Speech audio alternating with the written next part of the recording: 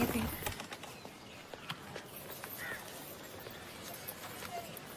तुम अंदर जाओ। आप फिर आ गई। रूप, आपसे तो होगा नहीं पिताजी। मेहरबानी करके जाइए यहाँ से। मेहरबानी करके एक बार और मेरी विनती सुन लो रूप। देखिए सत्या जी, जब आपके पिता ने हम पर वो सारे एहसान किए थे, हमें पता नहीं था कि एक दिन उनकी बेटी उनके एहसानों को ब्याज समेत वापस लेने आ पहुंचेगी। मैं ब्याज लेने नहीं आई हूँ रूप, बल्कि आपसे एक एहसान मांगने आई हूँ। माफी चाहती हूँ, मैं आप पे ये एहसान नहीं कर सकती। मेरी आजादी बिकाऊ नहीं है। आप गलत समझ रही हैं रूप। या शायद मैं ही सही समझ रही हूँ। मैं आपकी जिंदगी से बस 1 साल मांग रही हूँ रूप, क्योंकि मेरी जिंदगी में सिर्फ 1 साल बचा है।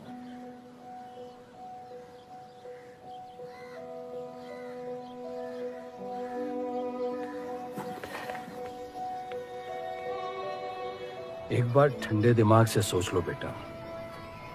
वो बस यही चाहती है कि 1 साल के लिए तुम उन लोगों के साथ रहो।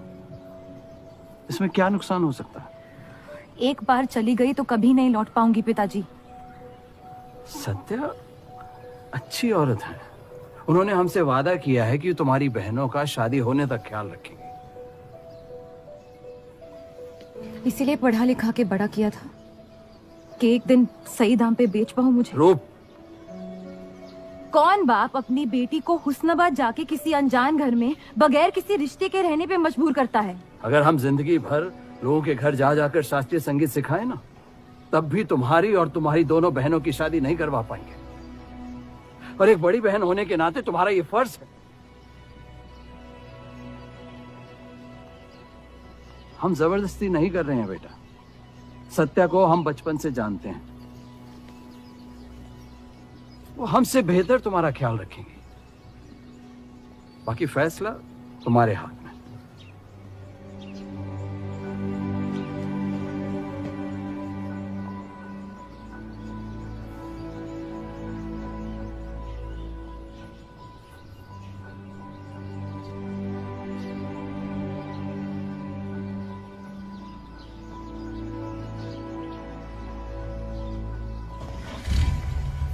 रुकिए।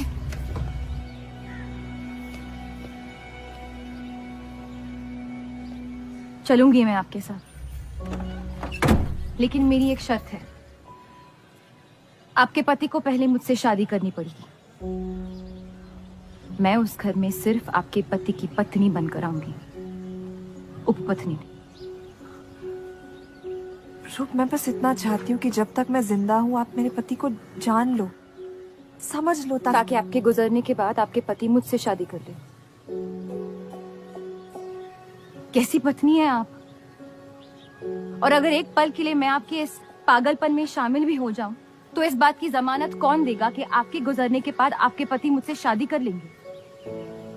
किसी भी वजह से अगर उन्होंने मुझे घर से निकाल दिया तो फिर कहाँ जाऊंगी मैं? क्या होगा मेरा?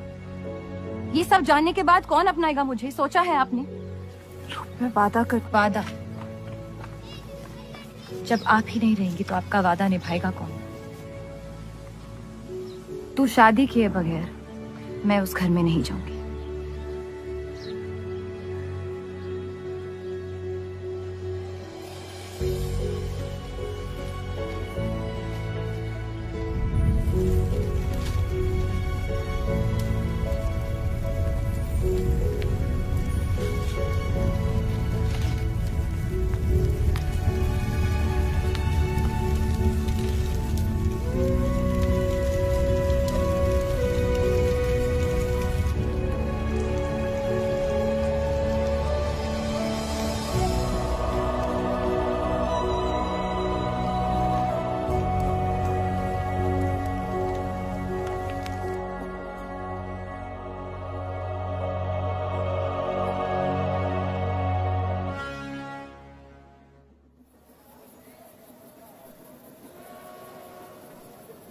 दो और लड़कियां बाहर बी के यहाँ गाना सीखने आई हैं। उनके सामने अपनी पतलून बंद रखना।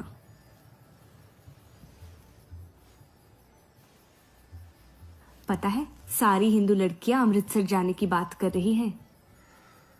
आप एक बार अब्दुल से बात कर ले, काफी नाराज हैं। उस देव चौधरी ने लंदन से आते ही बंटवारे के खिलाफ आर्टिकल लिख दिया है। आज दूसरी शादी की उसने, दूसरी बीवी घर लाया है और लोग मुसलमानों को बदनाम करते हैं। देव चौधरी? हाँ मेरी जान, देव चौधरी। उसकी बीवी मर रही है और उसकी आखिरी ख्वाहिश थी कि देव दूसरी शादी कर ले।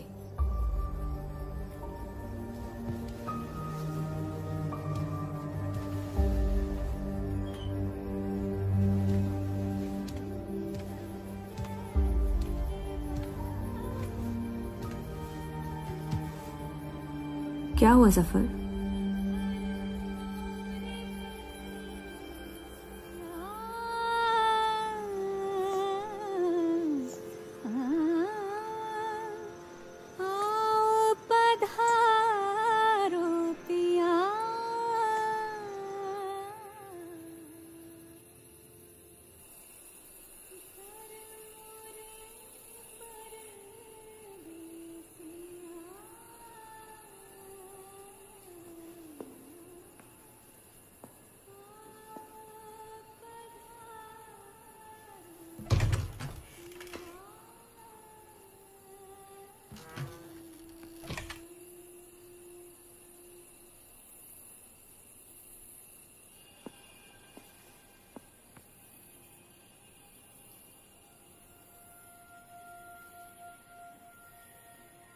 मैं अपनी पत्नी से बहुत प्यार करता हूं।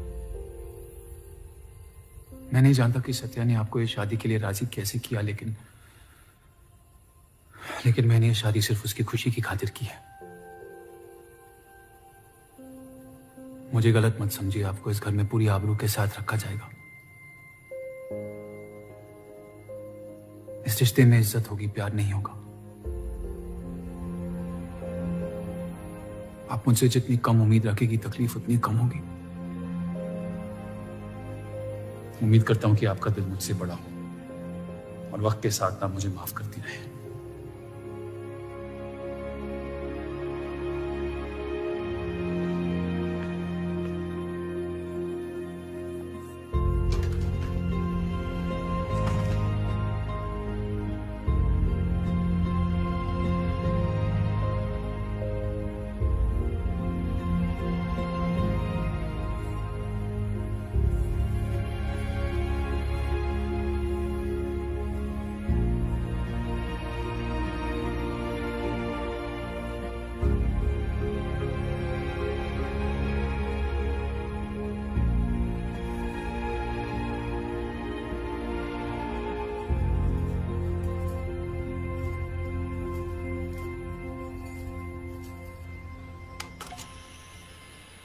मेरे पति ने मुझे शादी की रात को ही रुखसती दे दी। क्योंकि आपने एक ऐसे आदमी से शादी की जिससे आप कभी पहले मिली भी नहीं थी। बल्कि कई दिनों तक मैं जानती भी नहीं थी वो दिखते कैसे हैं। मेरे गुस्से में लिए गए एक फैसले ने हम चारू की जिंदगी बर्बाद कर दी।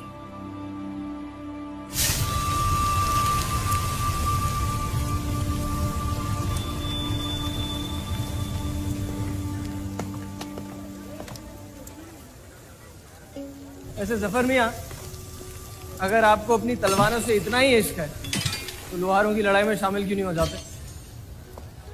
उसी लड़ाई के लिए तो तलवारें बना रहा हूं। बस इन्हीं तेज जुमलों से ना हीरा मंडी की औरतों के दिल काट रखे हैं आपने। कल मीटिंग में क्यों नहीं आए? एक और दिल कटने का इंतजार कर रहा था, उसे तोड़ना नहीं चाहता था।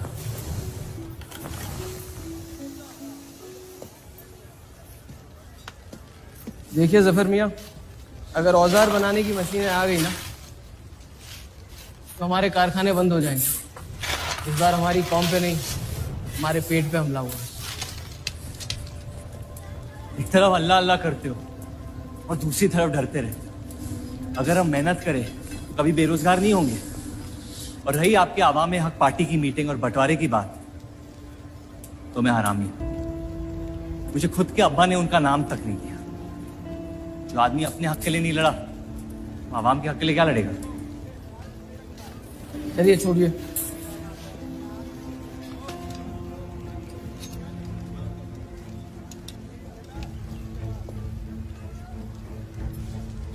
मैंने कितनी बार कहा अब्दुल मियां, अगर आप सच में अपना नजरिया दुनिया तक पहुंचाना चाहते तो बलराज चौधरी के न्यूज़पेपर से कोई बेहतर जरिया नहीं है। आपके कहने से हम गए थे दिल्ली टाइम्स के अखबार वालों से मिलने, लेकिन जब से उस बलराज चौधरी का बेटा विलायत से लौटा है, बंटवारे के खिलाफ एक मुल्क एक अवाम के आर्टिकल छापने में मशगूल है। इनकलाब खून बहा के लाया जाता है, बातें करके नहीं। सही कहा आपने जफर मियां, बिल्कुल सही फरमाया। चलिए आ जाइए हमारी तरफ।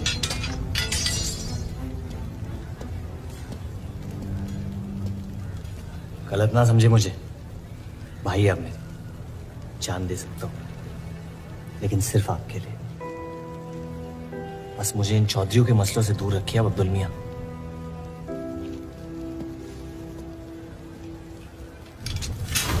देव, आपको थोड़ा ख्याल रखना।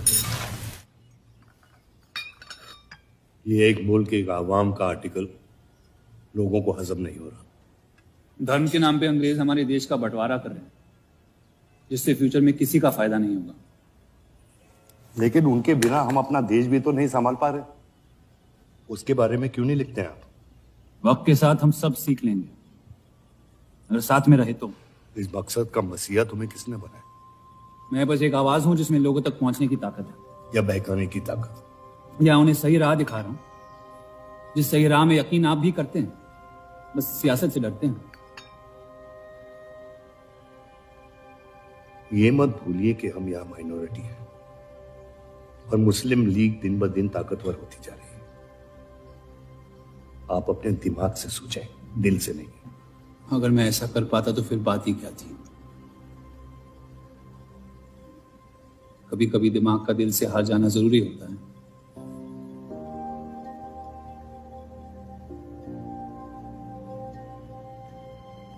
क्या हुआ सरोज? रूप कहाँ है? वो नीचे नहीं आना चाहती।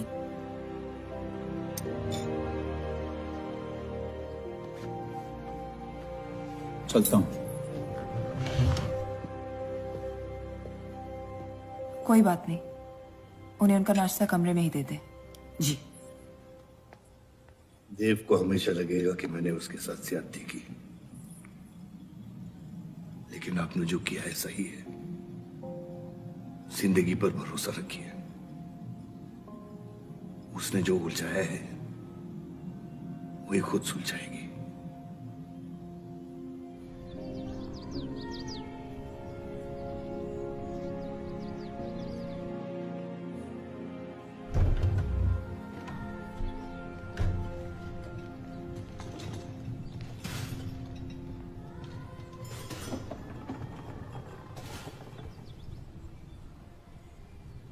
ये आवाज कहाँ से आ रही है?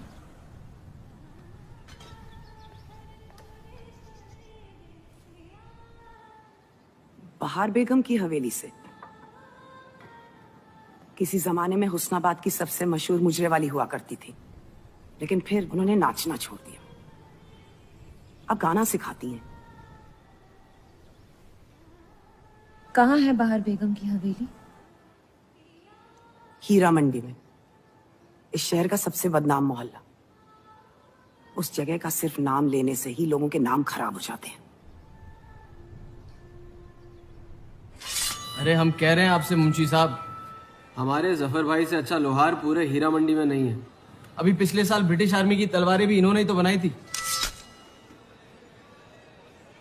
ये वही हराम का पिल्ला है ना जफर? वो कहाँ से आए हैं उससे क्या फर्क पड़ता है? आप उनका काम देखिए ना। मुझे फर्क पड़ता है अब्दुल साहब।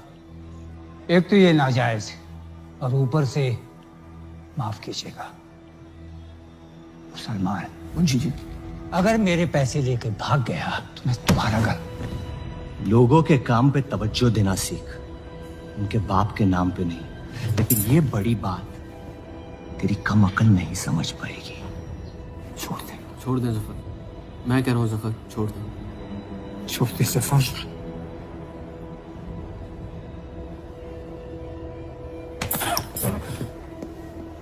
जफर!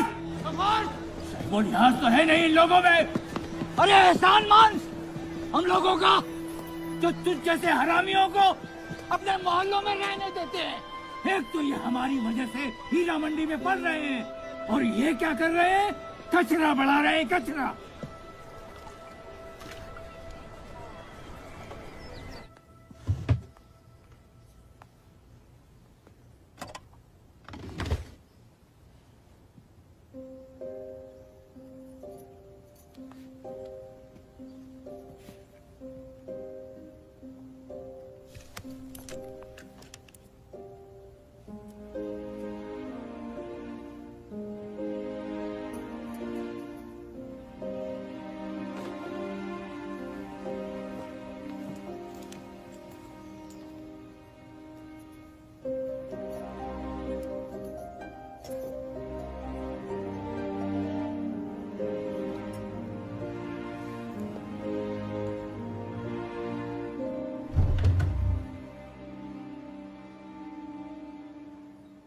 रूप, कब तक कैद रहेंगी आप अपने कमरे में?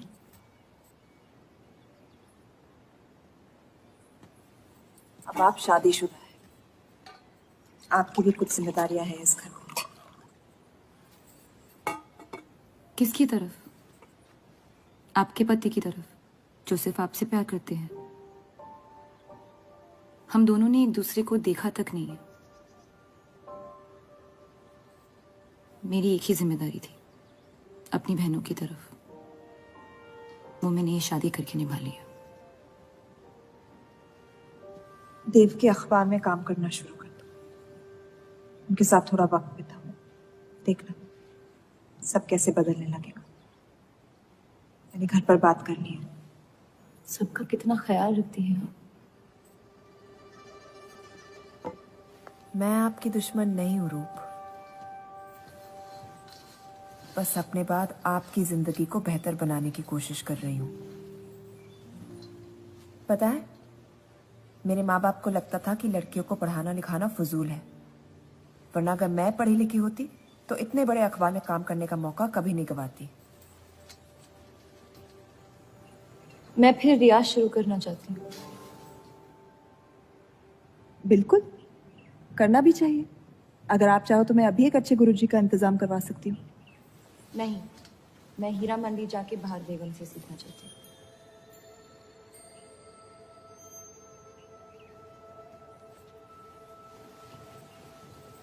कम वक्त में काफी ज्यादा जान गई हैं इस शहर को आप, पर इस घर के उसूल को नहीं जानती। आप संगीत सीख सकती है, मगर हीरा मंडी कभी नहीं जा सकती। अगर मुझे हीरा मंडी जाने नहीं दिया तो फिर मैं अखबार के लिए भी काम नहीं करूंगी। मत करो, कैद कर लो अपने आप को अपने गुस्से में, लेकिन याद रखना, अपनी किस्मत आपने खुद लिखी है, अपनी मर्जी से। अब यही आपकी जिंदगी है रूप, और जितनी जल्दी आप इस बात को समझ जाएंगी, बाकी जिंदगी उतनी जल्दी आसान हो जाएगी। आपका मेरी जिंदगी पे कोई हक नहीं है। आपका है।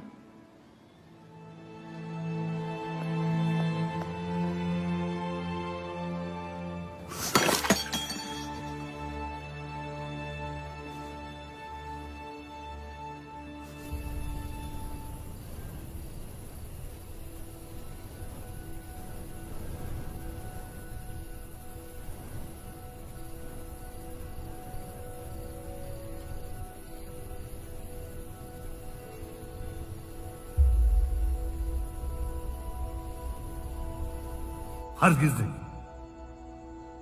बाबा, मैं रूप को जानती हूँ। एक बार उसने अपना मन बना लिया, फिर वो किसी की नहीं सुनती। वो इस घर की बहू है, और उसे भी सबकी तरह इस घर के उसूलों की इज्जत करनी पड़ेगी।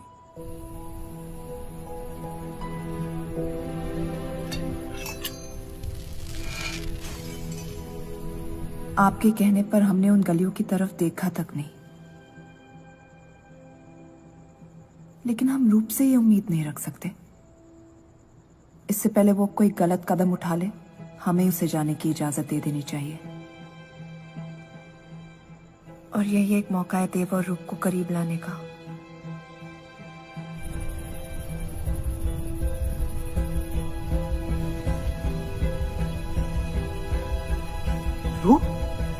क्या कर रही हैं आप? रूप। हाँ भाभी जी आपको बुला रही हैं।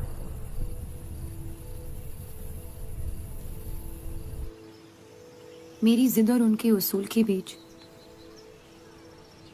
मेरी जिद जीत गई।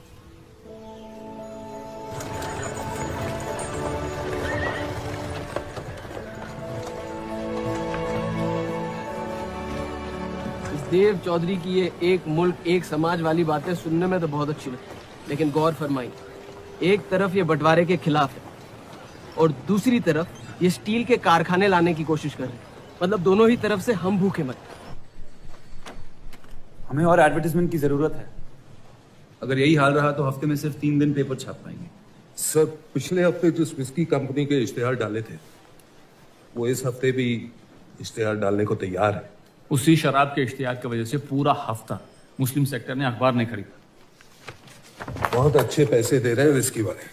अहमद की बात सही है, किसी और को ढूंढना पड़ेगा। कॉस्मेटिक्स और साड़ी।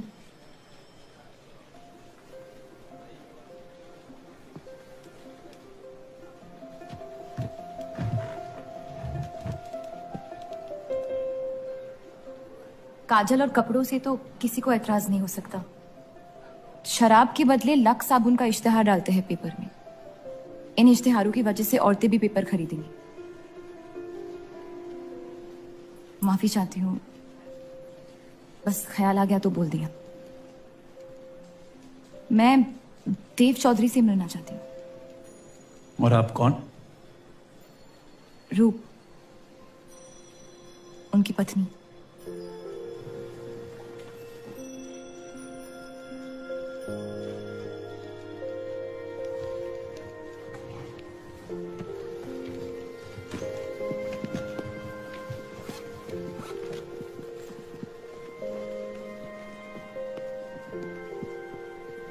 आनंद जी। हाँ जी।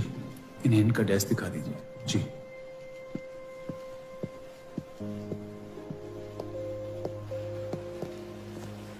माई सेल्फ अनंत पाल।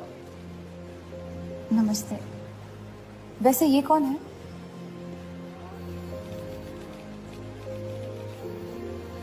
आइए।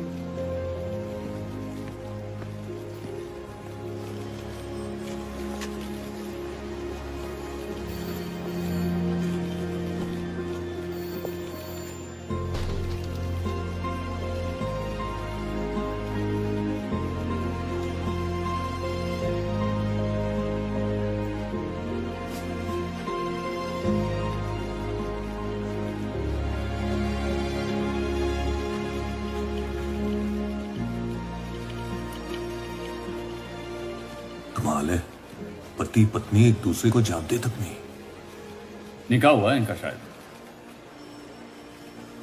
उस दिन अगर पर्दे के पीछे आप भी होते तो देव साहब को पता नहीं चलता।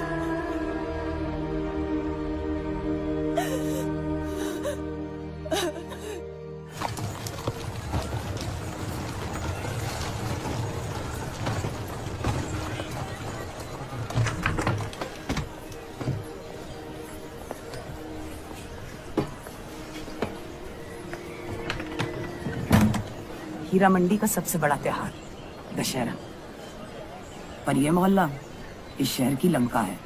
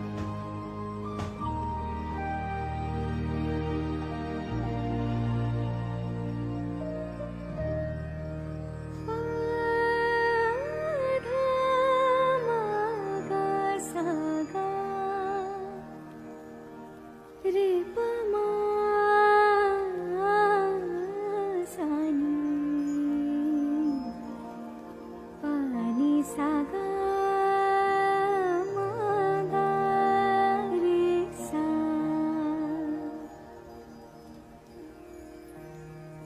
एक अरसे के बाद ऐसी आवाज सुनी है जिसमें दर्द भी है और सुकून भी।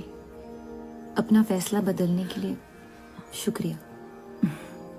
अभी तो सिर्फ तारीफ की है, शुक्र बेइज्जती का करते हैं, क्योंकि असली काबिलियत उसी से मिलती है।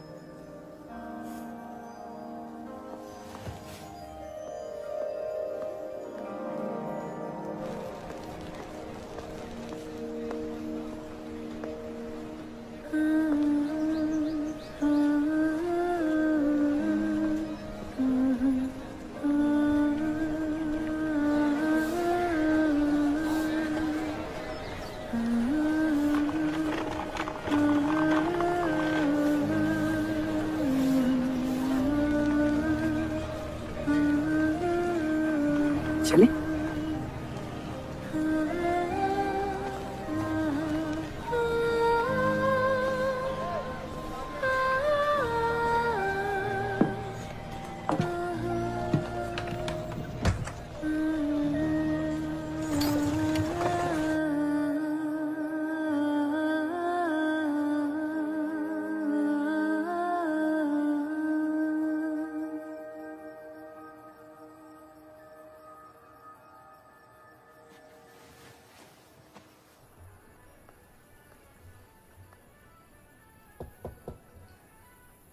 बोलिए।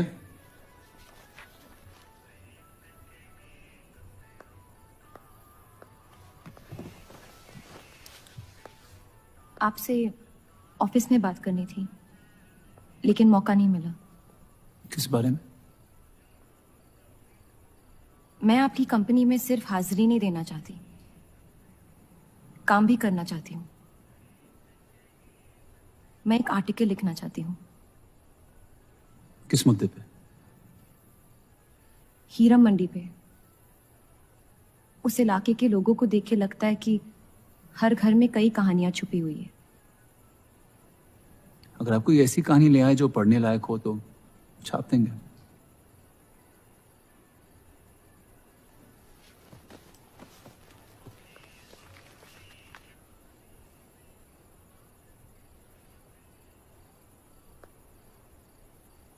मैं जानती हूं हम दोनों इस रिश्ते में गिरफ्तार हैं,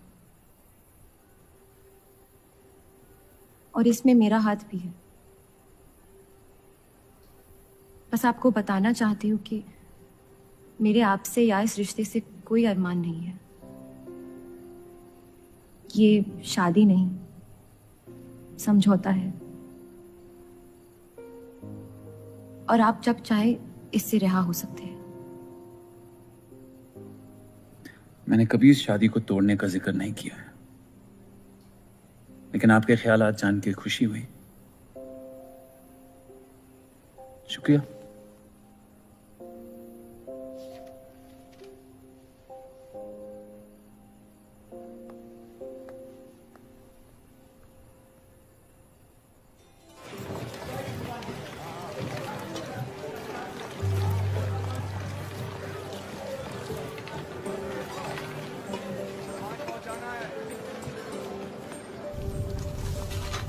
सुनिए, ये अब्दुल खां कहाँ मिलेंगे? जफर भाई, अब्दुल भैया कहाँ है? ये उनसे मिलने आई है। जाइए।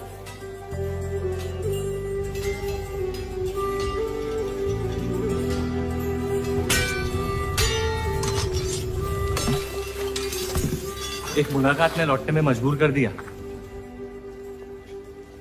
आइए, आज मन भर देता हूं आपका, लेकिन आपसे मेरा मन नहीं भरेगा। वक्त जाया हो जाएगा मेरा। मैं शादीशुदा हूँ। तो मुझे कौन सा निकाह पढ़ना था आपसे? मैं अब्दुल खां से मिलना चाहती हूँ। क्यों? आपको क्यों बताऊं? तो फिर मैं आपको क्यों बताऊं कि अब्दुल कहाँ है? मैं हीरा मंडी और उसकी लोगों की कहानियों पर एक आर्टिकल लिखना चाहती हूँ। तो इसलिए आप तवाइफ के कोठे पे आई थी? ये कोई तरीका है बात करने का? तवाइफ को ताजमहल कह दूंगा तो उसकी किस्मत नहीं बदल जाएगी। सारी औरतों को एक ही नजर से देखते हो? नजर तो एक ही रहेगी, लेकिन आप चाहें तो नजरिया बदल सकती है मेरा। मेरे ऐसे कोई शौक नहीं है। होंगे भी कैसे? अपनी शादी के हालात में गिरफ्तार जो है। लेकिन अगर आप चाहें तो आपके अधूरे अरमा पूरे कर सकता हूँ। बहुत ज्यादा बदतमीज है आप। शुक्रिया। अब्दुल,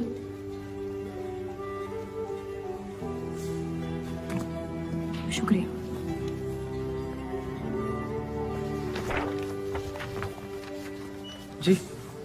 जी मैं डेली टाइम्स से हूँ। हीरा मंडी के लोग और माहौल के बारे में मैं एक आर्टिकल। Daily times. यहाँ का माहौल गर्म है, लोहार बेरोजगार है और ये हक की लड़ाई अब बंटवारा करवा के रहेगी। लिखना चाहेगा आपका अखबार इस मुद्दे पे? नहीं ना, खुदा हाफिज।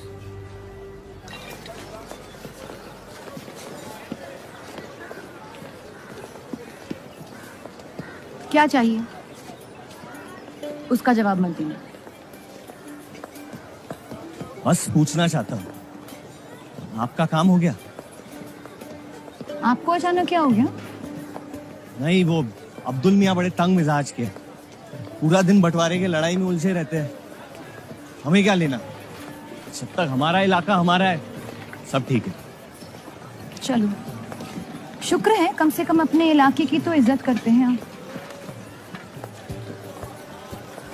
मुझ पे यकीन करना मुश्किल हो सकता है, जानता हूं। और क्यों है इस इलाके से इतना लगाव? खूबसूरत लड़कियां रहती हैं यहाँ। खूबसूरत भी और आसान भी।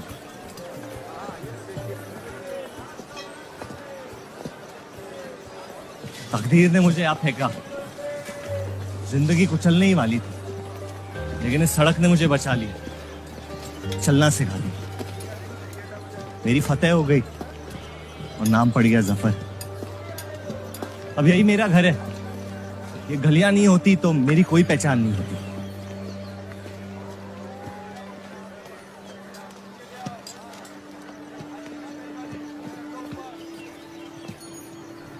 मुझसे बेहतर हीरा मंडी को कोई नहीं जानता। तो रुक। बहुत अच्छा है आपका, माशाल्लाह।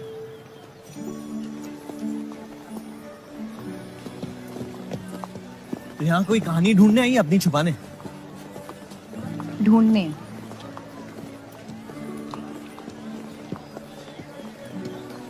अपनी शादी में खुश हैं आप? आपने कहा था कि आप शादीशुदा हैं, खुशी का कोई जिक्र नहीं हुआ था। कोई तो हद होगी आपकी। हदें तो सरहदों की होती है, सोच की नहीं। और वैसे भी अगर सवाल उठाए मन में तो पूछ लेना चाहिए। कहानियां सोच सोच के वैसे ही आधी दुनिया पागल हो गई। तो सियासी मसलों से दूर इस इलाके में ऐसे कुछ कमाल की चीजें हैं, अगर आप देखना चाहे तो। देखना चाहती हूँ। हिम्मत है मेरी दुनिया में कदम रखने की? मेरे पास खोने को कुछ है ही नहीं। और वैसे भी आपसे तो बेहतर ही होगी आपकी दुनिया। ठीक है, तो अगले जुम्मे को मिलते हैं, कलाम बात। फिक्र ना करें, मैं इजाजत या कीमत के बगैर औरतों को हाथ नहीं लगाता।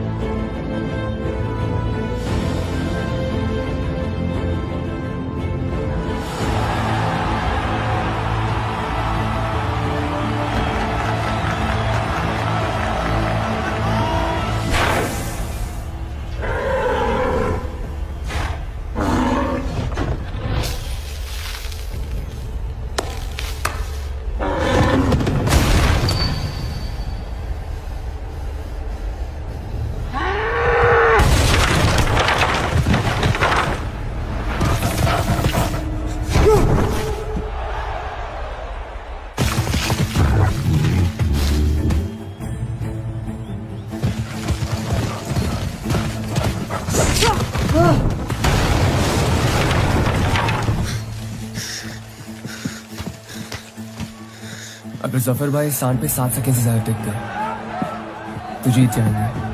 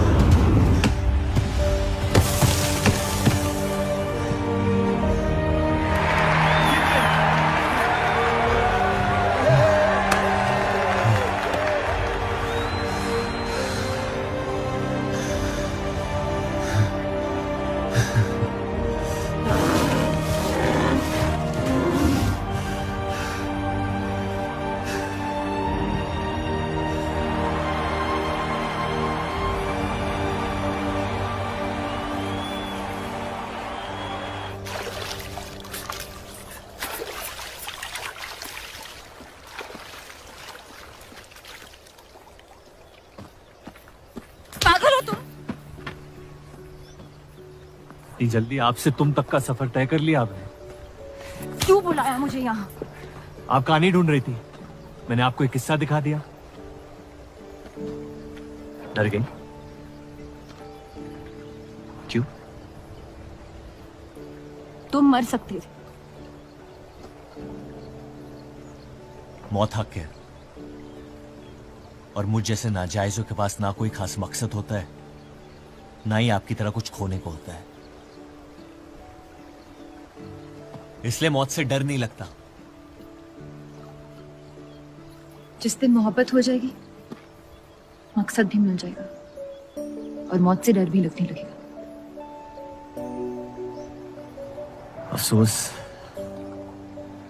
आपकी ख्वाहिश शायद कभी पूरी नहीं हो पाएगी। मजा आता है मुझे इस खेल में। मैंने तुम जैसा नमूना कहीं नहीं देखा। नहीं, मुझ जैसा मैं कहीं।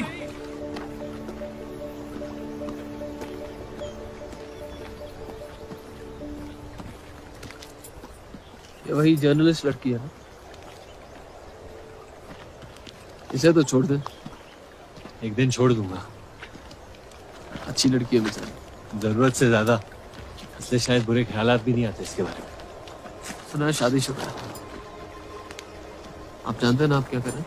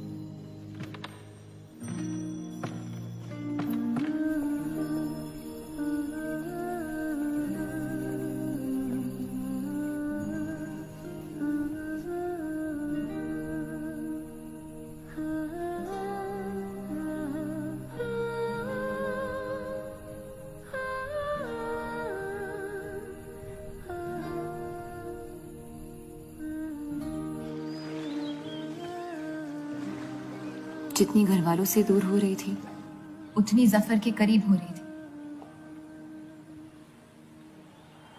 दुनिया के लिए जफर बस एक पहेली था, लेकिन उसको सुलझाने में मैं उलझ रही थी। वो तूफान की तरह मेरी जिंदगी में आया और मैं उम्मीद की तरह उसके साथ बह गई। तुम्हें पता है, लाहौर का पुराना नाम लोहावर था, यानी लोहारों का शहर। इस जगह की पहचान उसके लोहारों से है। अंग्रेज यहाँ पे मशीन लाना चाहते हैं जिससे सारे लोहार बेरोजगार हो जाए। मुझे समझ नहीं आता। ये छापने लायक नहीं है।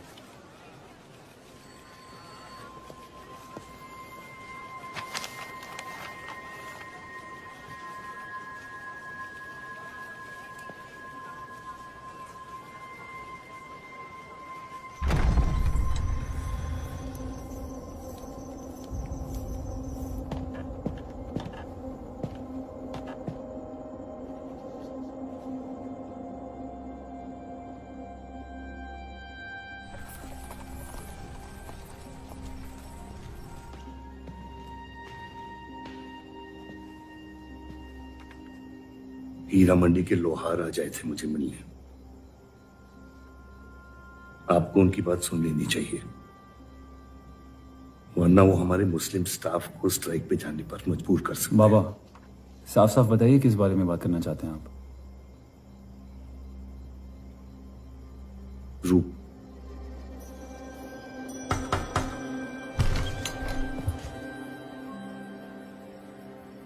तो वाइफे आजकल घर तक आती है मुजरा करने। माफी चाहते हैं, हम गलत पते पे आई है। रूप को बख्श दे जफर। कब तक असलियत से मुंह फेरते रहोगे? जब तक असलियत जिंदा रहे। आप ही से सीखा है। आपको अचानक रूप की इतनी फिक्र क्यों हो रही है? इस सब में रूप की कोई गलती नहीं है। इस सब में मेरी भी कोई गलती नहीं थी। अगर सीखना है तो मर्द बनकर अपनी मुश्किलों से लड़ना सीखो। अपनी जिंदगी के लिए किसी को जिम्मेदार मत ठहराओ। वही तो मुश्किल है बाबा। आप जैसे मर्द से कुछ नहीं सीखना चाहता मैं। आप अब्दुल को इस्तेमाल करके अवाम को उनकी प्रेस के खिलाफ भड़का रहे हैं, मोर्चे करवा रहे हैं, और हम आपसे कुछ नहीं कह रहे हैं। लेकिन रूप दूसरों की गुनाह की सजा, दूसरों की नहीं, उसे आपकी गुनाहों की सजा दी जा रही है। अम्मी, आपने एक शादीशुदा मर्द के साथ इश्क किया, बच्चा पैदा करके सड़क पे फेंक दिया। ऐसा न कहीं। 17 साल के थे हम, मोहब्बत हो गई थी उनसे, और आज तक उससे हम रिहा नहीं हो पाए। गलती हो गई जिसे आज तक मैं सुधार नहीं पाया। होशो हवास में की गई गलतियां गलती नहीं होती, बेईमानी होती है। और आज तक आपने अपने इस गुनाह को कबूल करने तक की हिम्मत नहीं की। हमारी मोहब्बत ने हमें खुद कर्ज बना दिया था। हमने बच्चा इसलिए रखा ताकि बलराज के और करीब हो पाए, लेकिन वो हमसे और दूर चले गए। हमने सोचा बच्चे की शर्म से भाग रहे हैं, आपको छोड़ देंगे तो वापस लौट आएंगे। फिर हम समझ गए कि वो आपसे नहीं, हमसे भाग रहे थे। हम आपको लेने वापस आए थे, लेकिन आपने फेंकी हुई चीजें अक्सर सड़ जाती है अम्मी। हमारा रिश्ता भी अब हमेशा के लिए सड़ चुका है। अब आपकी मैयत के अलावा मेरे पास और कोई वजह नहीं है आपके पास लौटने की। देव,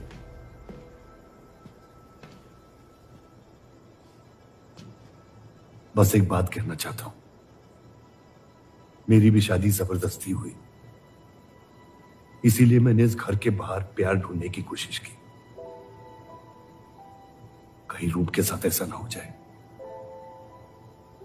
कोशिश करो अपने इस रिश्ते को निभाने की। सब आपकी अक्ल के नहीं होते बाबा। कम से कम मैं रूप की इज्जत करता हूं।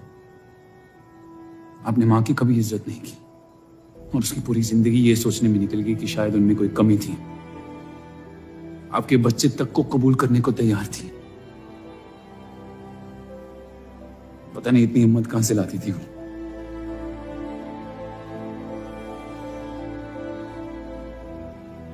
अगर आप मान जाते तो हमारा घर बिखरने से बच सकता था, लेकिन आपका घमंड आपकी गलतियों से भी बड़ा था।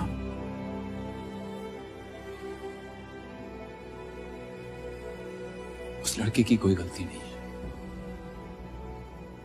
लेकिन अगर अब उसे मिल भी लूंगा तो आपसे और नफरत हो जाएगी। हमारा घर आपने बर्बाद किया है, लेकिन वजह वो है तो मुझे अपनी रिश्ते कैसे निभानी चाहिए इस बात की सलाह आप ना ही दे तो बेहतर है।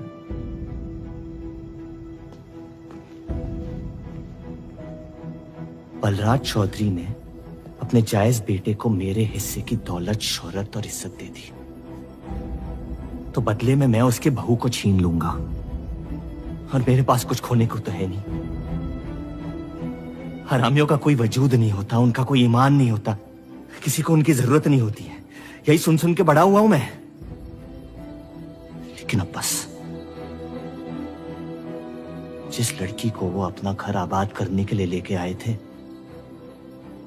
उसी लड़की से मैं उनका घर बर्बाद कर दूंगा। फिर क्या होगा? ये सब करने से आपको अपने अब्बा, अपना बचपन, अपनी इज्जत, अपना हक वापस मिल जाएगा। अपनी आंखों से नफरत हटाएं, फिर उस लड़की की मोहब्बत देख पाएंगे आप। इंतकाम की आग ने आपको अंधा बना दिया है। अपने अब्बा को बर्बाद करने के तैश में आप खुद को बर्बाद कर रहे हैं। मंजूर है, सब कुछ फना कर दूंगा। उन्हें पता भी नहीं चलेगा कि उनकी तबाही हुई कैसे। जिस आदमी ने मेरा इनकार किया था, वो खुद आके मुझसे माफी मांगेगा, और तब उसकी उम्मीद पर मैं ऐसी आग लगाऊंगा कि जहन्नम भी 2 पल देखते रह जाएगा। उसे अपनी कर्मों की सजा मिलकर रहेगी, और उसके बदले में अगर मेरे कर्म बिगड़ जाए तो वो भी मुझे मंजूर है। अम्मी,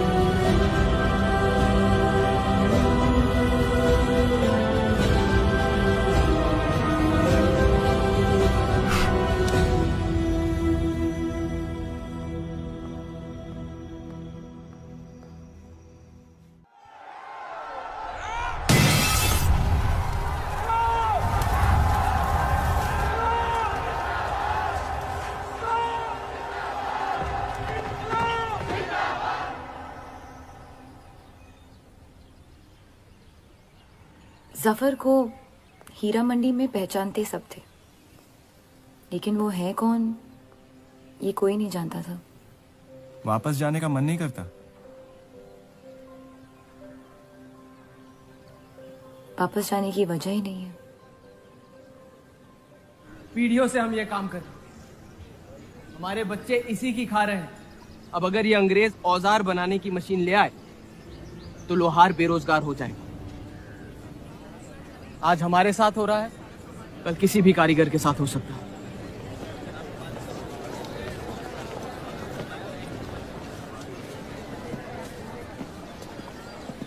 आपके कहने पे हमने चौधरी की फैक्ट्री से भी कारीगर बुलाए थे। को लगता है बात चौधरी तक पहुंचेगी और वो हमारा सपोर्ट करेंगे। उसके पेपर की आवाम हक पार्टी से दुश्मनी पुरानी। बलराज चौधरी जैसे लोग कभी कभी अपने मजहब को अपना मकसद समझ लेते। सही कहा आपने। अगर वो अपने मजहब के लिए लड़ सकते हैं तो हम क्यों नहीं? ये लड़ाई इंसाफ की नहीं, हक की। और अब आपकी आवाम अपने खोए हुए हक को छीनने के लिए तैयार है।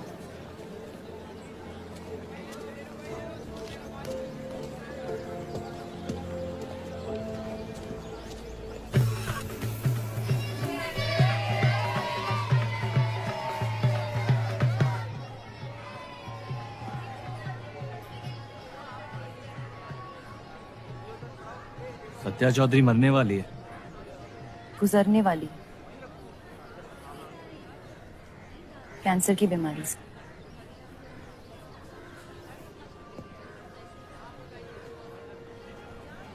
और उसके मरने के बाद क्या होगा?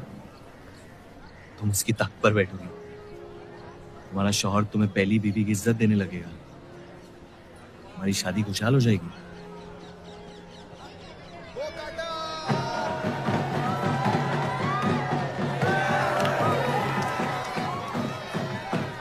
ये त्योहार बहुत पसंद हुआ करता था मुझे।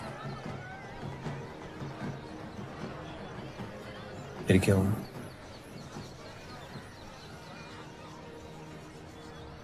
पतंग की उड़ान उम्मीद भर देती थी मुझे। अब सिर्फ कटी पतंगों पे ध्यान जाता है मेरा। यहाँ के लोग अपने पतंगों से बेहिसाब इश्क करते हैं, लेकिन इन्हें अपनी उड़ाने से ज्यादा दूसरों के गिराने में मजा आता है। तुम हर चीज में बुराई ढूंढते हो। हाँ,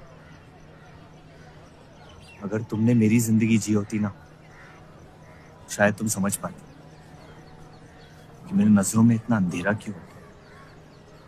हालात सबकी जिंदगी में आते हैं, लेकिन कड़वा मन अंत में जहर बन के हम ही को जंग लगा देगा। जब किसी और की बर्बादी अपनी जीत जैसी लगे, तो हमसे ज्यादा बर्बाद और कोई नहीं है इस दुनिया में।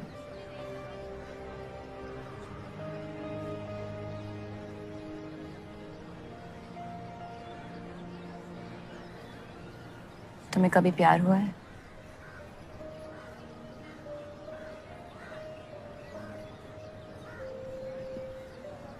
मैं इश्क लड़ाता बहुत तो इन पतंगों की तरह, लेकिन इश्क से कटता नहीं।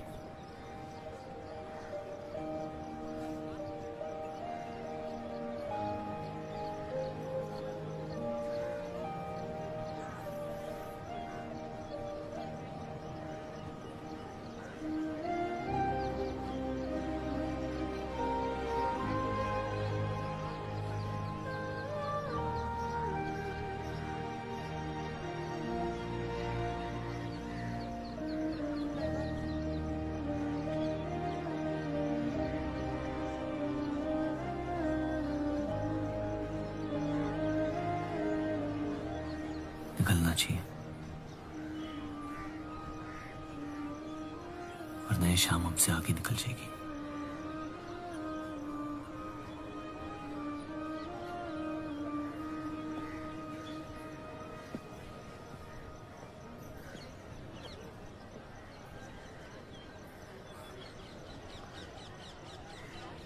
आप सही थे।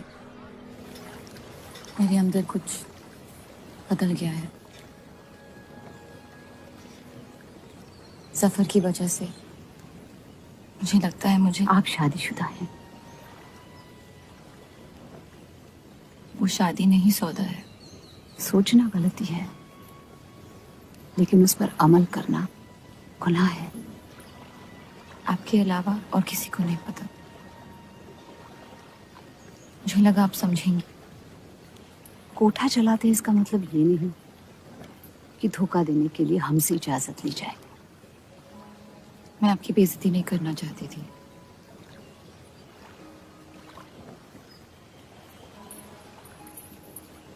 आपके शौहर अच्छे इंसान हैं।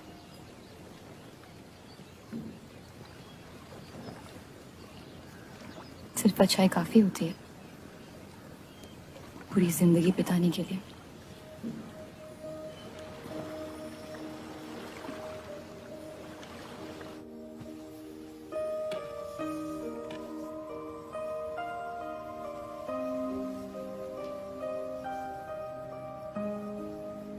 क्या हुआ?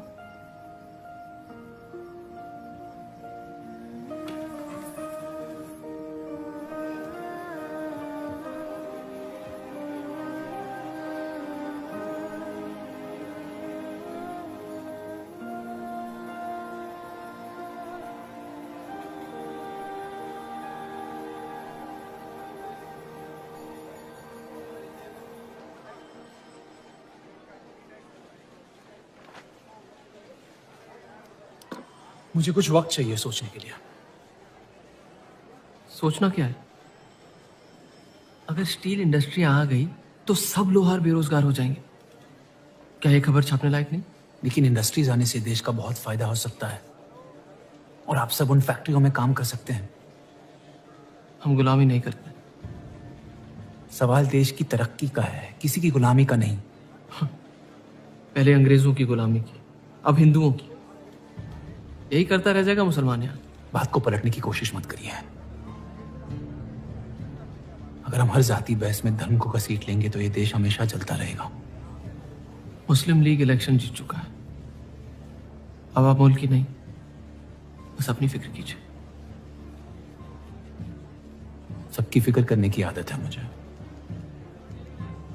और यही फर्क है आप में और मुझ में। मैं लोगों के हालात का इस्तेमाल करके उन्हें बहकाता नहीं। सही कहा आपने। बात मजहब की ही है। एक बार हमने अपना मुल्क बना लिया ना, तो फिर हमारी चीखें तो जाया जाएंगी नहीं।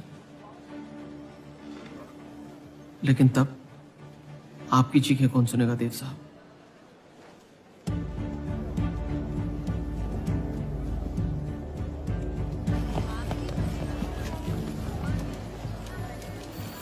देव चौधरी की तस्वीर मिल गया।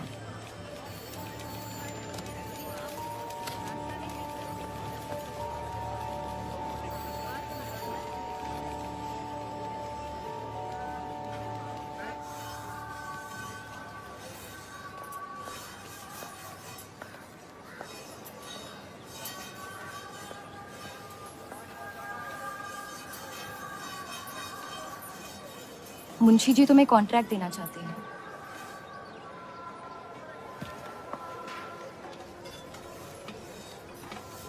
और बदले में तुमने उन्हें क्या दिया? सिर्फ हिंदू होने की वजह से तुम्हारी बात मान ली उन्होंने? मैं खैरात नहीं लेता। मैं मदद कर रही हूँ, खैरात नहीं। और मैंने मांगी थी मदद आपसे। जैसा हूं ठीक हूं। हर चीज में बुराई क्यों ढूंढते हो? अच्छाई से डर लगता है। उसे अक्सर बदले में कुछ चाहिए होता है। मैंने तुम्हारी जमानत ली है।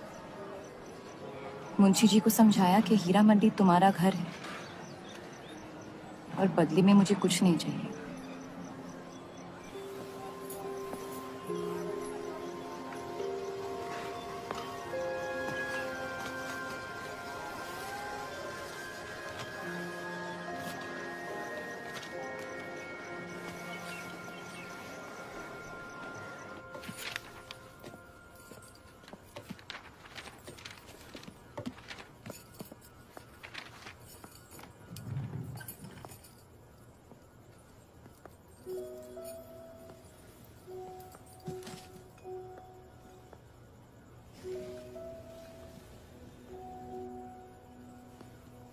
पढ़ना पसंद है? बहुत। आपको? बहुत। वो कैबिनेट मिशन का आर्टिकल बन गया? नहीं, कुछ बात नहीं बन रही। शायद वो हमारा आखिरी आर्टिकल हो जिससे आप एक मुल्क एक अवाम की सोच को आगे बढ़ा सके।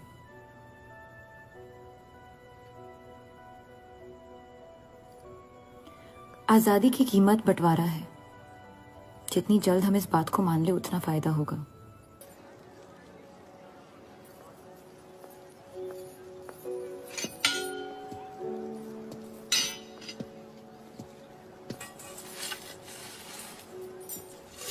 मुझे देख के रास्ता क्यों बदल देते हो? तुम्हें शहर दिखाने में इतना मशगूल हो गया था कि अपनी जिंदगी के रास्ते भूल गया। मैं हुस्नाबाद छोड़ के जा रही हूँ।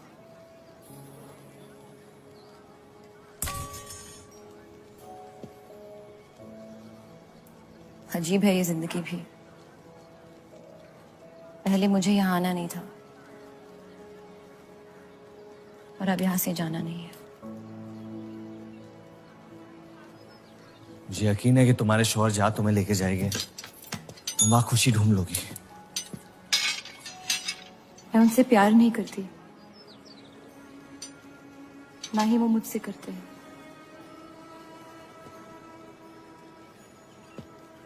कब तक जीती रहूंगी ये झूठ में? कुछ रिश्ते कर्जों की तरह होते हैं, उन्हें निभाना नहीं, चुकाना पड़ता है। तुम जो भी करने की कोशिश कर रहे हो उससे किसी का फायदा नहीं हो रहा। कभी कभी नुकसान रोक लेना फायदे से बेहतर होता है।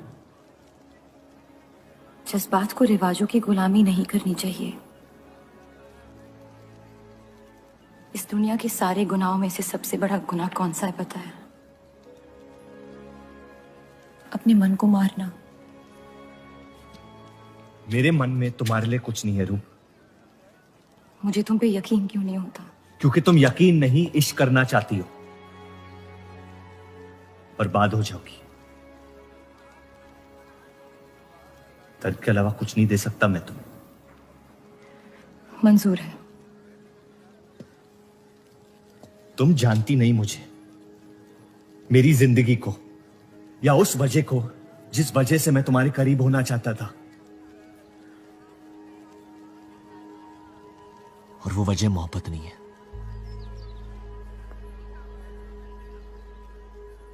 प्यार ना करने की 1000 वजह मिल सकती है डर के बाजार में, लेकिन प्यार करने की सिर्फ एक ढूंढनी होती है, अपने दिल में। मुझे अपनी वजह मिल गई है, बाकी तुम्हारी मर्जी।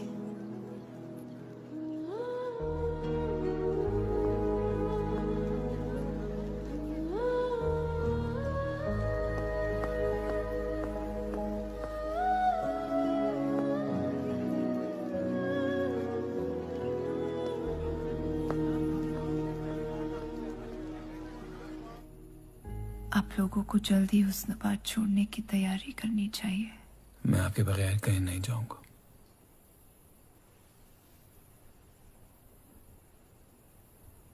मैं तो जा रही हूँ आपके बगैर। डॉक्टर ने कहा अब भी आप ठीक हो सकती हैं। अपने आशिक की आंखों में देखते हुए मरना बहुत कम लोगों को नसीब होता है।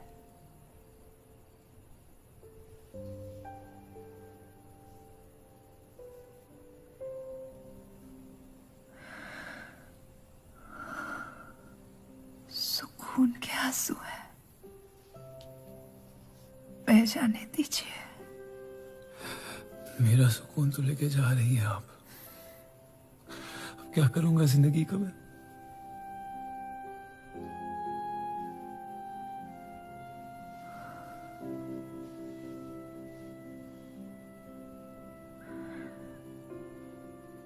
पिछले कुछ दिनों से रूप से एक अजीब सी जलन हो रही है। अच्छी जलन। उसे मेरे हिस्से की खुशियां मिलने वाली है।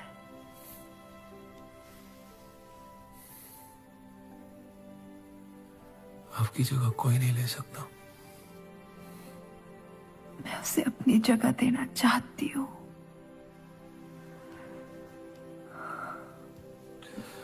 वादा करो, हमारे सारे ख्वाब आप उसके साथ पूरे करोगे। बेटियों को पढ़ाओगे, बेटों के दोस्त बनोगे, पापा को माफ कर दोगे।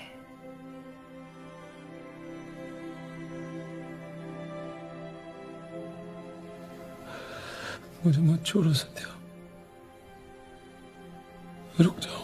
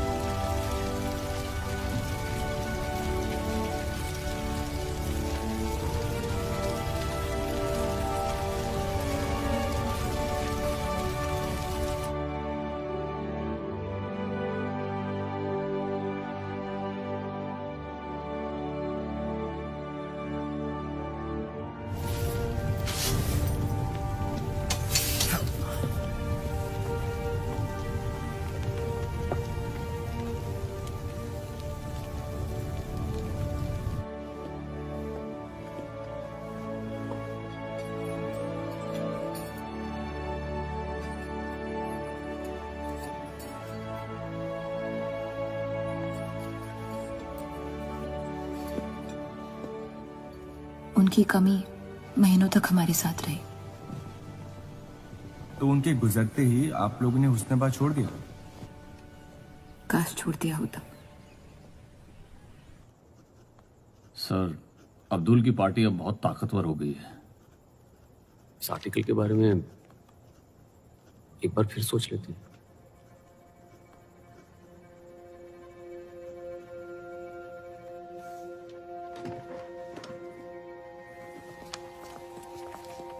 ईद मुबारक। आपको भी। क्या वो जानते हैं वो क्या करने जा रहे हैं? वैसे ही अवाम में हक के लोग हमारे खून के प्यासे हैं। इस आर्टिकल के बाद यहाँ के लोहार हमें जिंदा जला देंगे।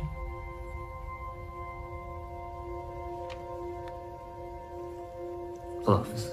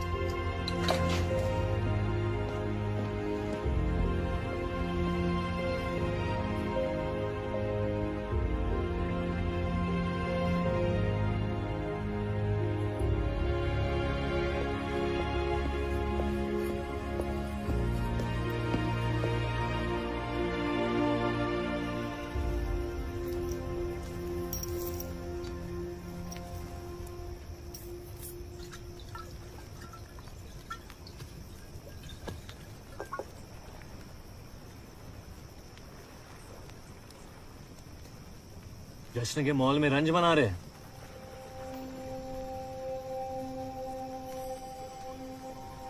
किसने कहा मैं रंज बना रहा हूं? जश्न में लोग मिलकर शराब पीते हैं। तनाश शराब रंज में पी जाती है।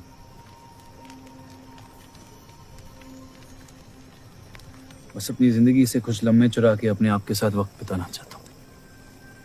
लोगों की तरस से भरी आंखों से थक गया हूँ। मैं भी।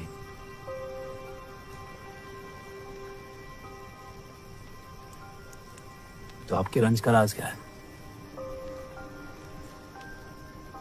आपके हाथ में ना शराब है, ना आप जश्न में शामिल होना चाहते हैं।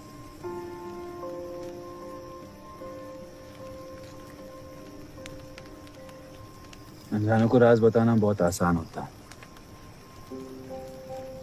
मन भी हल्का हो जाता है और इज्जत भी बनी रहती है। मुझे इश्क हो गया है शादीशुदा लड़की से। देंगे? मुसलमान हूं। ईद मुबारक। शुक्रिया। और वो इश्क करती है आपसे? मेरे इश्क से कई ज्यादा। तो फिर मुश्किल क्या है? काश आप उसके शोहर होते, ये किस्सा यही निपट जाता।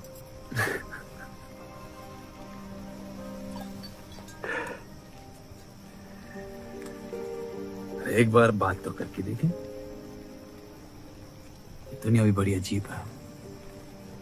कोई किसी से बात नहीं करता, बस सीधे जंग पे निकल जाते हैं। कभी कभी जंग कर लेना दिल की बात बताने से आसान होता है। कौन सा पति है कि ऐसी औरत के साथ रहना चाहेगा जो किसी और से प्यार करती है?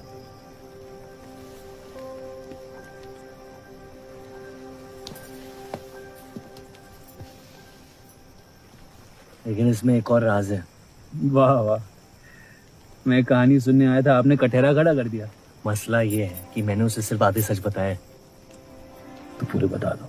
इतना आसान नहीं है। अक्सर इतना ही आसान होता है।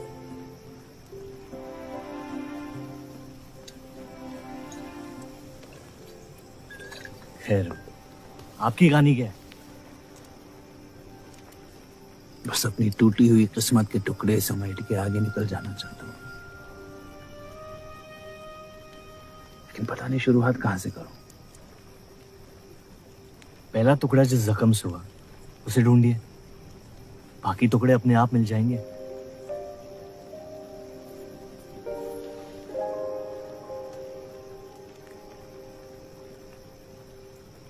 तो कितनी औरतों के साथ सोया? ये कैसा बेहुदा सवाल है? मतलब एक। 18 साल की उम्र में शादी हुई। आप कितनी लड़कियों के साथ सोए हैं? उतनी गिनती नहीं आती है मुझे।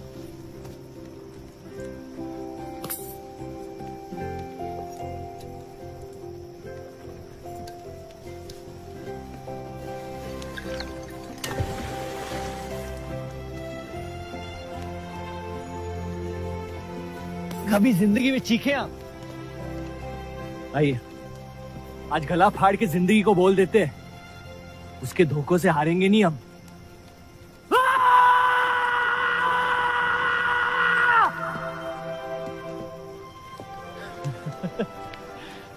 आइए, कसम से कह रहा हूं रिहा हो जाएंगे आप। कोशिश कीजिए।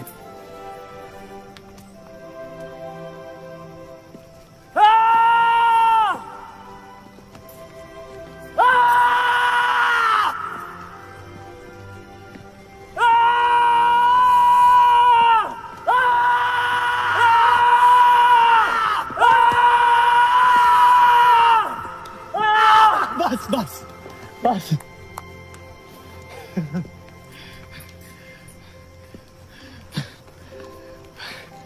कसम से एक ही लड़की के साथ जिंदगी भर।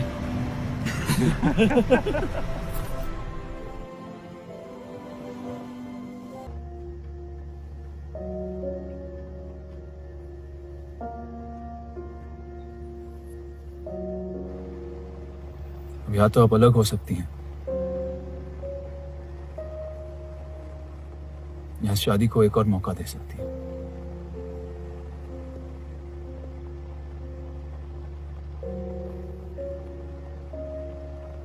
आप जो फैसला लेंगी मुझे मंजूर है।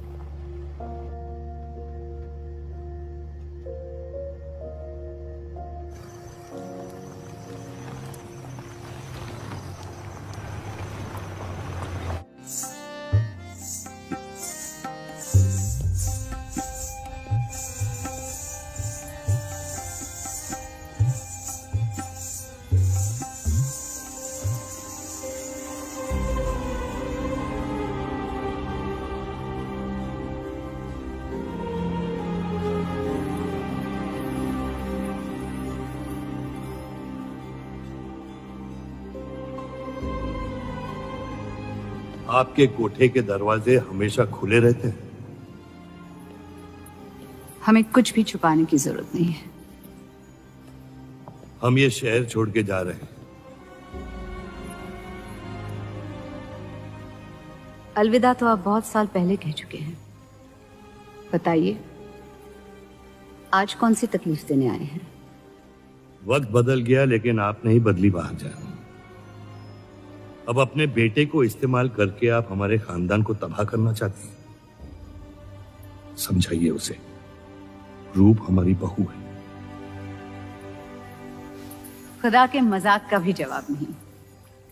जिस आदमी ने इतनी जिंदगियों का तमाशा बनाया, आज वो अपनी इज्जत बचाने के लिए गुजारिश करने आए हैं। वक्त ने आपको भी नहीं बदला बलराज साहब। हमने आपको साफ साफ समझाया था कि हमारा रिश्ता गलत था, लेकिन आप सच्चाई बर्दाश्त नहीं कर पाई और जिंदगी भर हमसे धोखा करने का तमाशा करती रही। तो क्या यही कहकर तसल्ली देते रहे आप अपने आप को? रिश्ता गलत था तो क्यों बार बार लौट के आते थे हमारे दरवाजे पे? मोहब्बत आपको भी हुई थी बलराज साहब, लेकिन समाज के डर से एक दिन अचानक कूड़े की तरफ फेंक दिया हमें।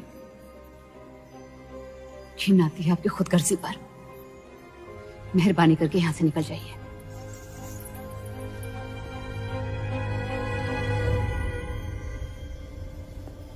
वाह, क्या रहमत बरसाई है खुदा ने मुझ पे आज।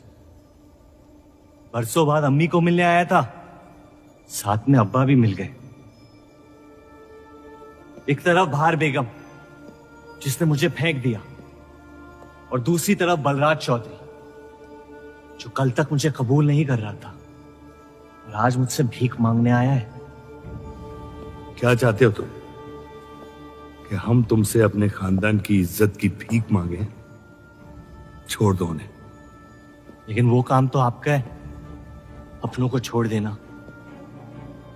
आपको क्या पता है खानदान क्या होता है? वैसे भी माशाअल्लाह, सिर्फ अल्लाह जानते कि मेरे कितने भाई बहन घूम रहे हैं।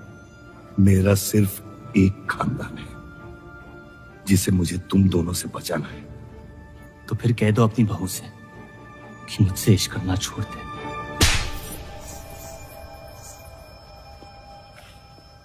मैंने कहा था ना गिरा से, इसकी पैदाइश ने हमारे रिश्ते का कत्ल कर दिया। क्या आपकी असलियत को जाहिर कर दिया? यह हमारी औलाद नहीं है, हमारी एक गलती का नतीजा है जिसे हम जिंदगी भर रिहा नहीं कर पाएंगे। जफर, छोड़ दो इन्हें। जफर,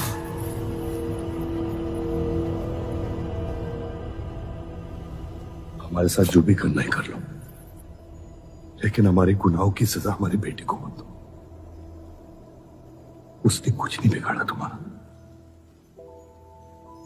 मेरी मुलाकात हुई थी उससे आज। सब कुछ है उसके पास, खुशी के अलावा। उसे दुनिया से बचाने की कश्मकश में आप उसे प्यार देना भूल गए। मेरी जिंदगी का एक ही मकसद था, आपको इस हाल में देखना।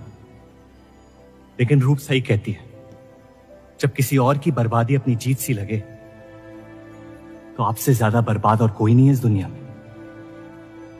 मैं जानता हूं कि आप मुझे कभी कबूल नहीं करेंगे, लेकिन ये इनकार भी नहीं कर सकते क्योंकि मैं हूं तो आप ही का हिस्सा। बस मुझे अपने बेटे के हिस्से से रूप दे दे। मोहब्बत करता हूं उससे, इसके अलावा और कुछ नहीं मांगूंगा। रूप और देव की शादी से दूर रहो सफर, वरना अंजाम बुरा होगा। रूप की मोहब्बत मेरा हक है, जिसके मालिक आप नहीं है, और ये हक मैं लेके रहूंगा। जफर,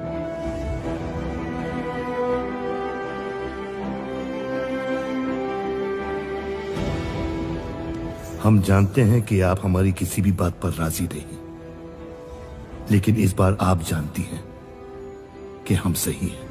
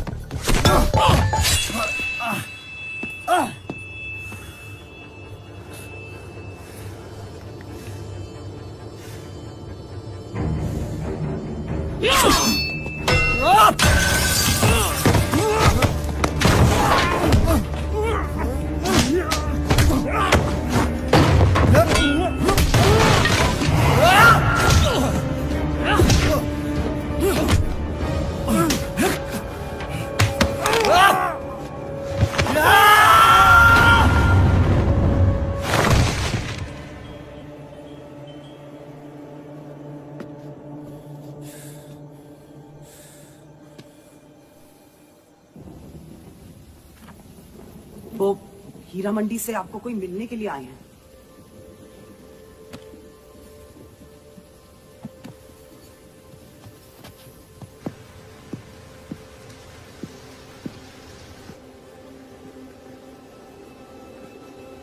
क्या हुआ मियाँ?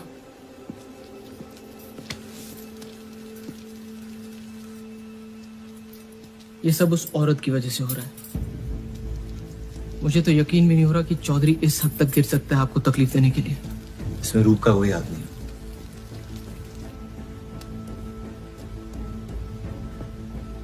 इश्क का अंधापन अक्ल के दरवाजे बंद कर देता है। आपको दिखाई नहीं दे रहा चौधरी आपके साथ क्या खेल खेल रहा है, लेकिन मैं अंधा नहीं हूं। आप चाहें तो उसे माफ कर दीजिए, लेकिन अब आपका बदला उस औरत से मैं लूंगा।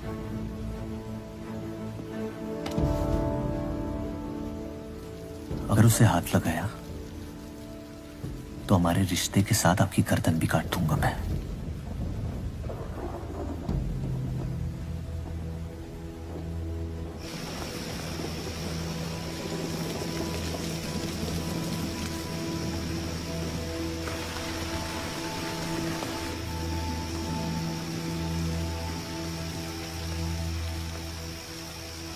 मोहब्बत अक्सर गलती करवाती है, कहा था हमने। आप गलत समझ रही हैं। कसम खाई थी हमने कि इस चौखट पर कभी नहीं आएंगे, लेकिन आज आपने उस कसम को तोड़ने पर मजबूर कर दिया। आप नहीं जानती मेरा हाल क्या है। और अफसोस अब वो बिगड़ने लगा है। जफर हमारा और बर्राज का बेटा है।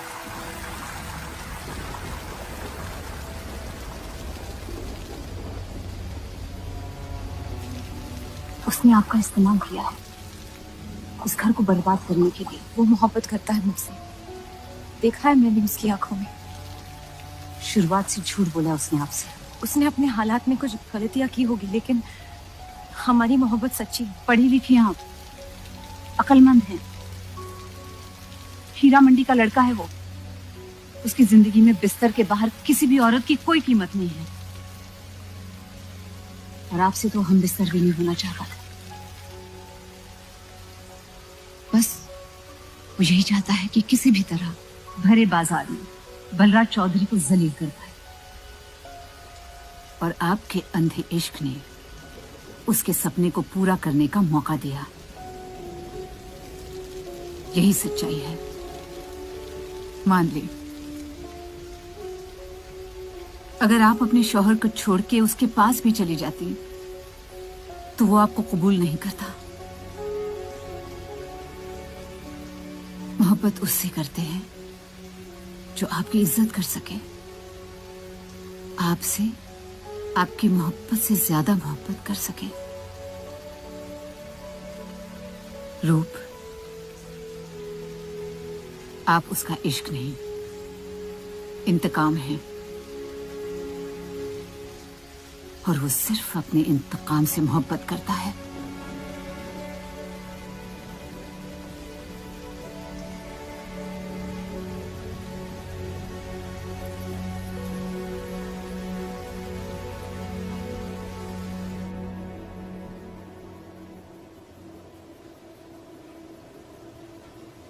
खानदानी लड़ाई जीतने के लिए आपने इतने साल हमें सियासी जंगों में फंसा दिया। सही कहते हैं सब, हरामियों का कोई ईमान नहीं होता।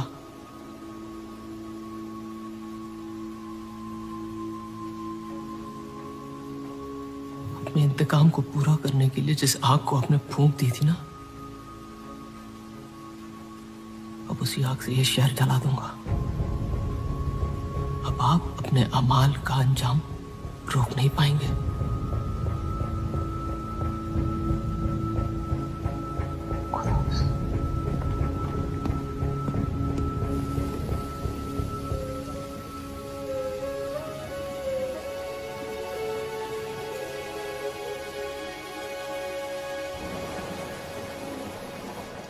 जरूरी था। जफर हमसे नफरत शुरू से करते हैं। थोड़ी और कर लेंगे, लेकिन इस तरह उनकी जान तो बच जाएगी। क्या फायदा जान बचाने का जब आपने जीने का मकसद ही छीन लिया। नाजायज मोहब्बत का अंजाम अक्सर तबाही होता है।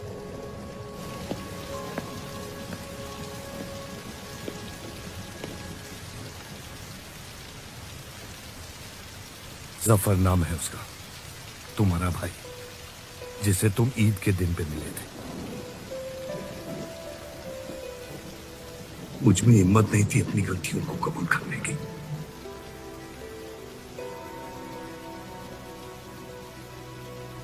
माफ कर दो मुझे।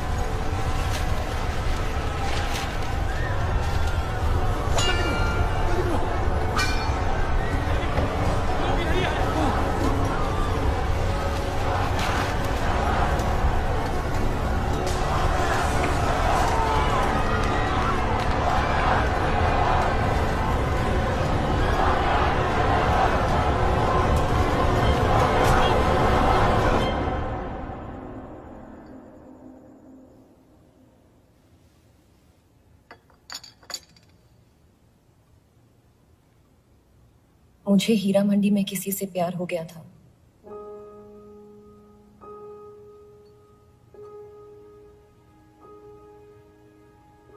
आपने शुरुआत से मुझसे सच कहा है। अब जब हम इस शादी को ठीक तरह से कायम कर रहे हैं, मैं आपको अपना सच बता देना चाहती हूँ। इस रिश्ते में इज्जत होगी, प्यार नहीं होगा। उम्मीद करती हूँ आपका दिल मुझसे बड़ा हो और वक्त के साथ आप मुझे माफ करते रहे।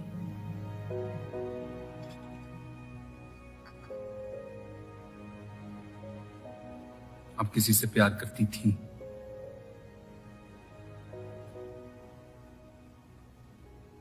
फिर क्या बदल गया? मैं उनकी इज्जत नहीं करती। और प्यार खत्म हो गया?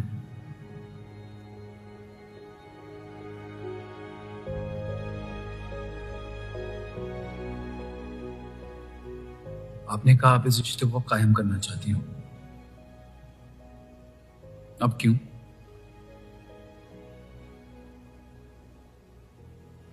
सिर्फ साथ सो लेना काफी नहीं होता,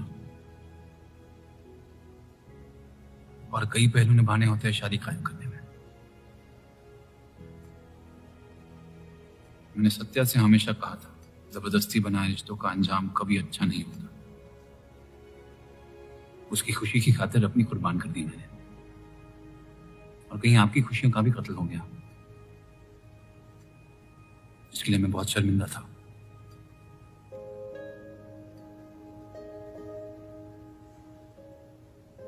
वक्त के साथ वो शर्मिंदगी शायद चाहत में बदलने लगी।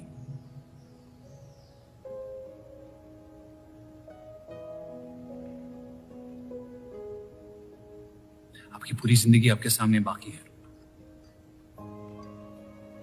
गुस्से में किए फैसले अक्सर गलतियों में तब्दील होते हैं। एक बार अपने आप से सच बोल के देखिए, इस रिश्ते को और मुझे उतनी इज्जत तो दे ही सकती हो।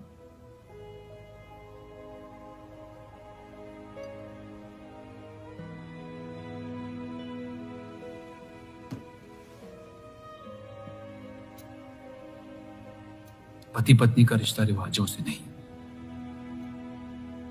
प्यार से बंधना चाहिए।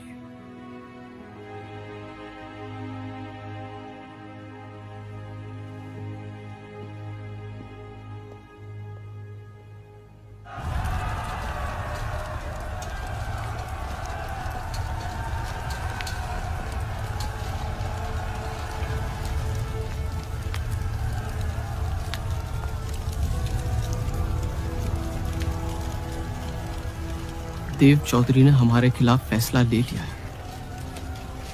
मैंने भी एक फैसला लिया, इन चौधरियों को खत्म करने का।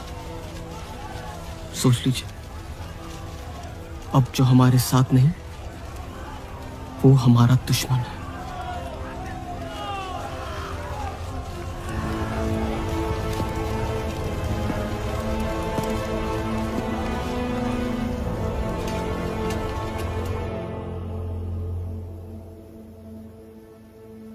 सरोज जी,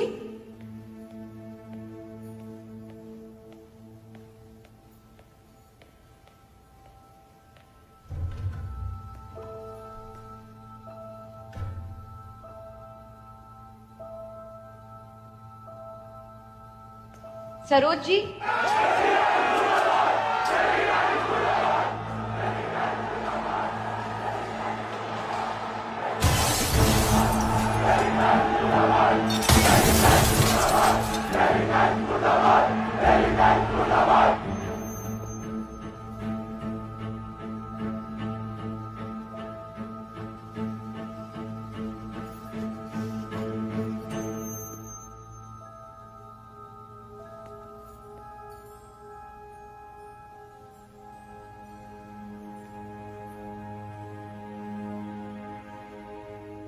माफ कर दो मुझे। बस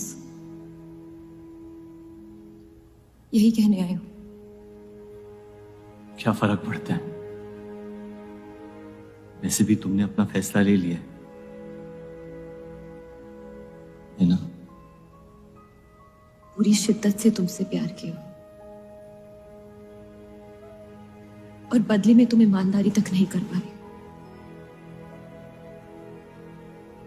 इतना मुश्किल था मुझसे सच बोलना।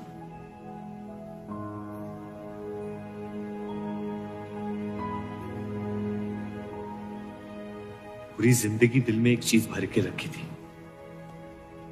नफरत। सबको धोखा दिया ताकि अपने अब्बा से इंतकाम ले सकूं। तुमने मेरे नफरत को बेघर कर दी और मेरे दिल में मोहब्बत भर दी। तो मेरे दिल को बदल रही थी। मैं डर गया तुम्हारी मोहब्बत से, जो सब इस घर से चाहता था तुमने मुझे दिया। अगर तुम्हें सच कहता तो खो देता। झूठ बोल के पा लिया क्या मुझे? हम एक दूसरे के नसीब में नहीं है रूह, यही खुदा की मर्जी। तुम्हें कभी मुझसे प्यार हुआ ही नहीं? अगर मुझे इसका जवाब देना पड़ा तो तुम्हारी मोहब्बत में सवाल उठ जाएंगे।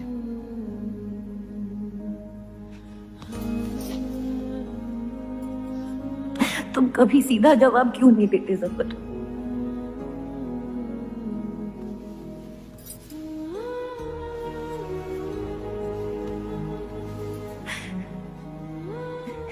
एक बार कह दो, एक बार कह दो मोहब्बत करते हो मुझसे।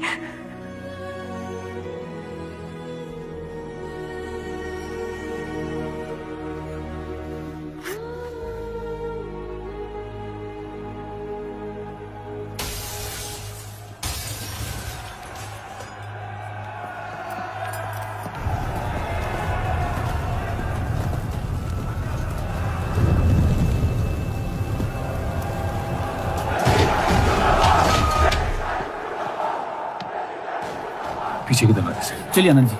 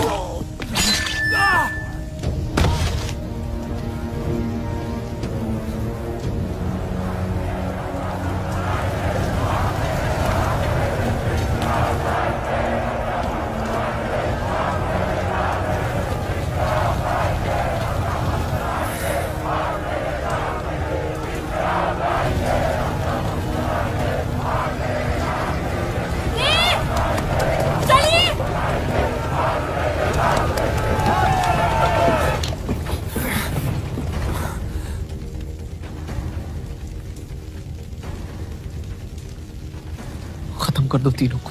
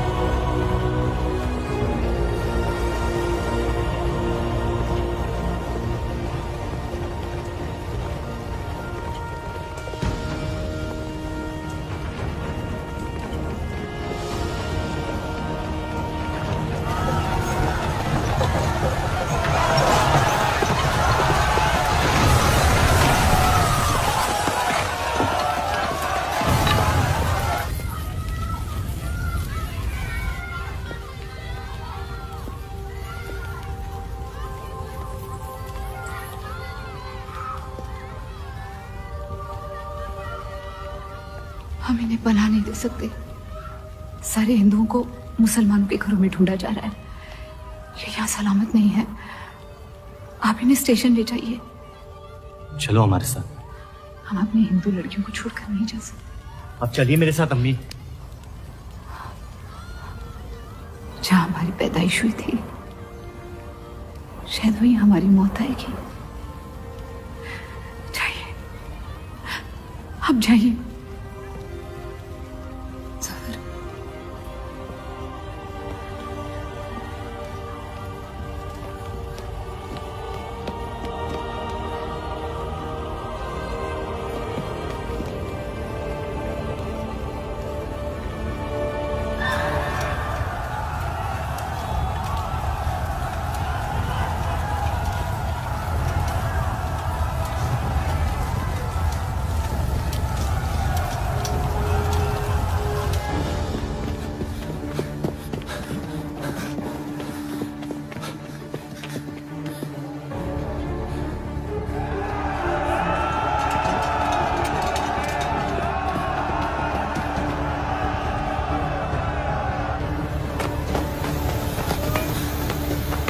आ दीजिए, चलिए इस तरफ।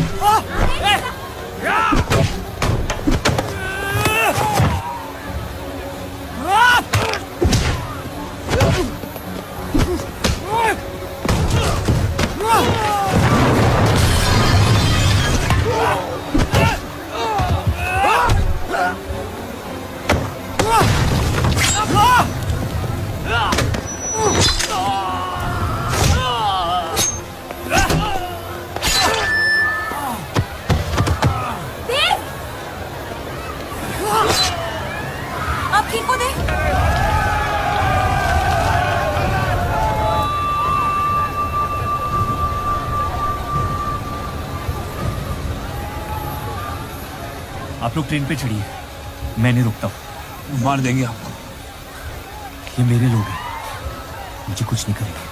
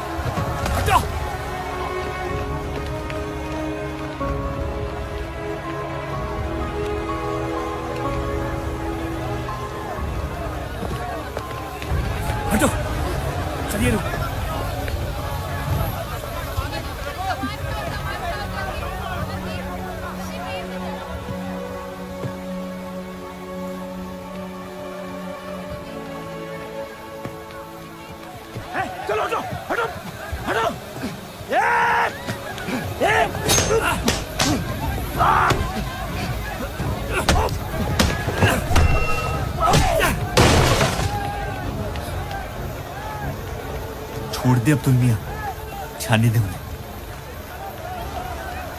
मेरी खातिर।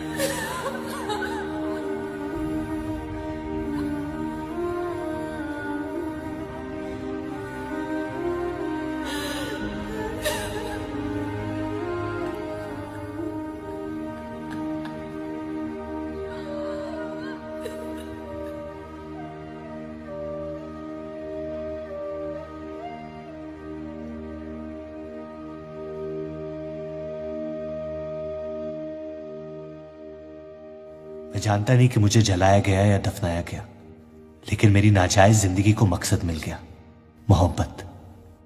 और वो मोहब्बत हमेशा जिंदा रहेगी।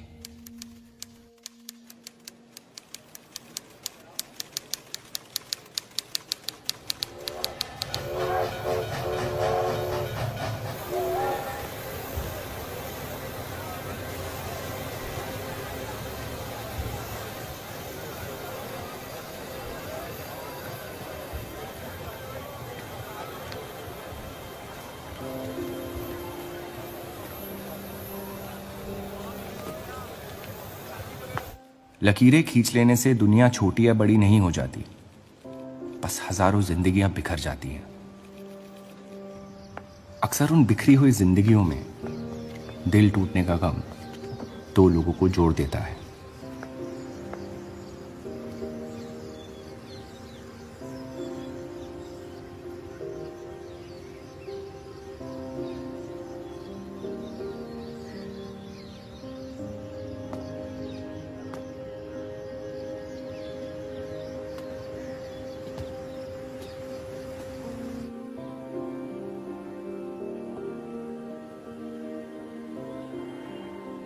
डेली टाइम्स अखबार के देव और रूप का किस्सा भी बंटवारे की उन हजारों कहानियों में से है जो इतिहास की चीखों में कहीं खो जाएंगी।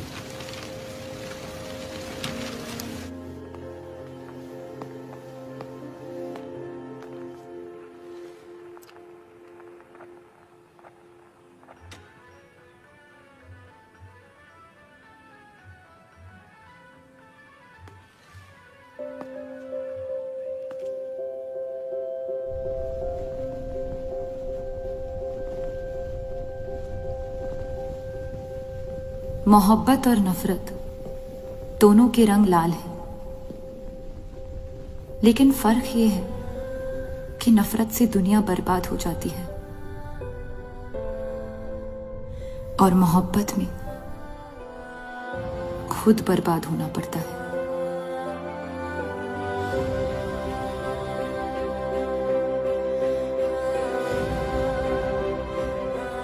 फिर भी कलंक अक्सर मोहब्बत पे लगते हैं।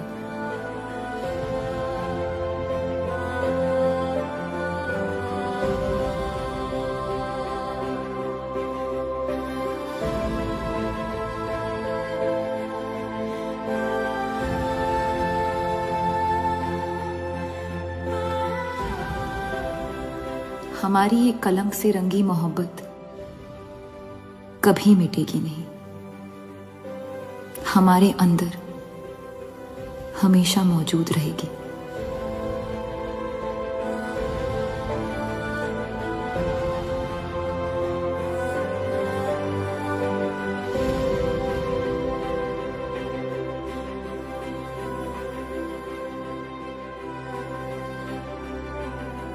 अब फैसला आपके नजरिए का है। आपने इस कहानी में क्या देखा? कलंक या मोहब्बत?